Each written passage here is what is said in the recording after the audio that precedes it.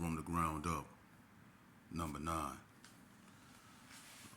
Check this out. I believe when we left off, I was talking about Boo Boo Swanson getting killed by the 60s. In the Donner Street Crips unleashing hell on everybody in the vicinity.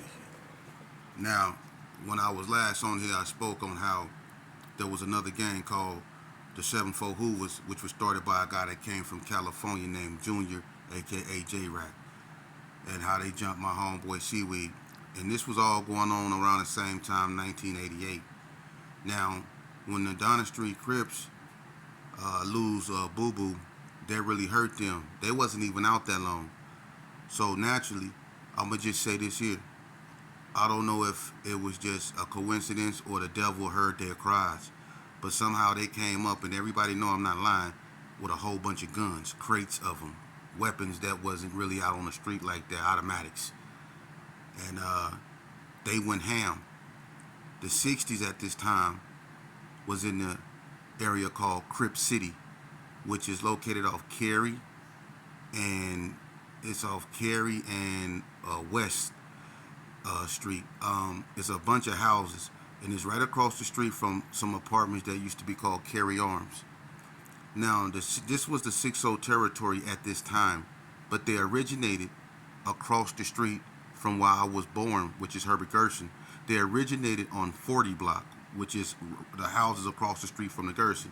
I'll go back to that. But at this time, they're over in an area called Crip City. Now, what happened was Crip City turned rolling 60s because Crip City gangsters died off just like the GQs died off when the Donner Street Crips came about. Well, the 6-0s took over Crip City area, and you heard names like Big Alexis, which is Stabone, Harry O, Mook, Tory Hyman, Big Ezak, Easy E, Slowpoke, Torture Chamber, House, Ronnie Yo, J Lord, which became J Lou, Milo, Big Nutty, Big Looney, guys like that. You heard names. Them was the 6-0s, Drunk, Blue, Boy Pop, you know what I'm saying? Flab, rest in peace, you know what I'm saying? These dudes was the original 60s that was up over there, But what happened was Cary Arms was under 60 control, but it wasn't really looked upon as 6-0 turf like that. The Crip City was. So a guy by the name of James Lee, he come up out of Jacobson Circle, Herbert Gerson. He created what was known as K9s, okay? And that became the entity in Cary Arms. The K9s was started by a guy that was actually a rolling 60. Now, J-Rock his name is James Lee, but they call him J-Rock. He came from the Gerson, but he started hanging with the Crip City gangsters because they all had clean bikes and they used to ride bikes together. He used to hang out with Killer Cole and all those guys up over there. So the Gersons basically jumped on him. Danny McCoy from the Gerson and Killer Cole from Rolling 60s or Crip City Gangsters, or however you want to call them. They the same thing. They had a fight all the way up and down the street behind this incident. Now, James Lee, J-Rock, when he started K9s, and no, it's a fib out there that say K9 come from the K off GPK and the 9 off 369, which is the Gerson Park Kingsman's number, 369, GPK. That's not true. James Lee was known for two things. That was bike riding and fighting dogs. K9s was for fighting dogs. That's how that name come. But he became a 60. So the Cary Arm K9s wore blue rags.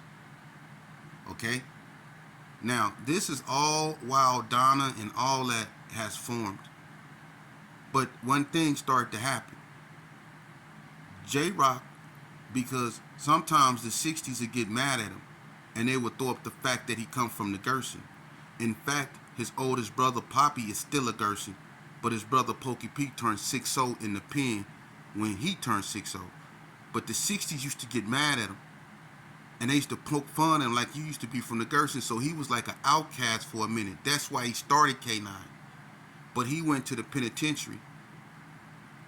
And so the Gerson, because the Donna Streets was shooting up Crip City because of Boo Boo, we started paying attention and focusing on that area too. And what we did is we made inroads into Morton, which is a main street in Cary Arms. You had Morton, and then you had West. In the front you had Cary, and in the back you had Cordier. But the main ones that we used was Morton's, which was facing another Martin Luther King. It was facing another area, and West Street was facing Crip City. So when we started making inroads, because we brung the drugs over there, we had more drugs than the 60s. We had the dope. So we bought the drugs over there. And the K9s that was over there at that time were like stuck in the middle, because the Donna Streets was serving the 6-0s in Crip City. We started making inroads in Morton, and the 6-0s started feeling, and the K9s started feeling like blanket. So the K9s had to make a decision. J-Rock ended up going to prison. Everybody remember this. Kippy from K9, Doobie, Tennessee, Hacksaw, Baby J, Freaky P, Tricky C, Doobie, Cootie Rome, Den Loke, Mudfoot, Ray Lou, all these, Kev Loke, Sweat, all these dudes is the original K9s. Terrell Pearl, Jody Gyro, Anthony Webb, original K9s.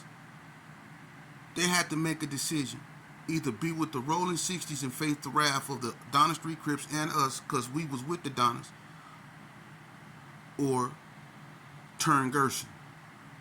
Now, I don't say this to embarrass nobody, but I was there when the K9s burnt they blue rags and turned black rag.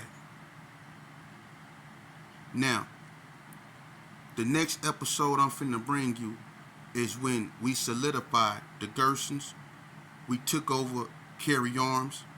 We solidified with the Donnas, and we really went at the Rolling 60s and the West Coast Bloods. But little did we know, the little incident we had with the 7-4 Hoovers was going to escalate and turn them into one of the most ferocious northern gangs, which became the Northtown Gangsta Crips, which became one of the most bloodiest, brutal gangs in Las Vegas. It's so much I'm going to have to cover. They made it so difficult for me to get to you. But if this is how I got to get to you, so be it. When I go live on YouTube, it streams for 7 seconds and it cuts off. They took my Facebook. I can't get in it no more. My Instagram can't get in no more. I had a poetry page, over 5,000 poems gone. Look at my face. I've lost over close to 200, 250 homeboys.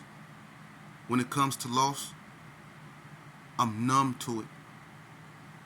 However, I gotta bring my message. I'll bring it. If this is how I got to do it, it's gonna be done this way. To anybody that support me, they understand my struggle. Until it get right with YouTube, this is how I got to go about it. But if you want to hear my life story, stay tuned, because as of now, this is how I got to bring it. But it's gonna be worth the wait. From the ground up, part 10 coming. The rise of the Northtown Gangsta Crips. Las Vegas, the Meadows.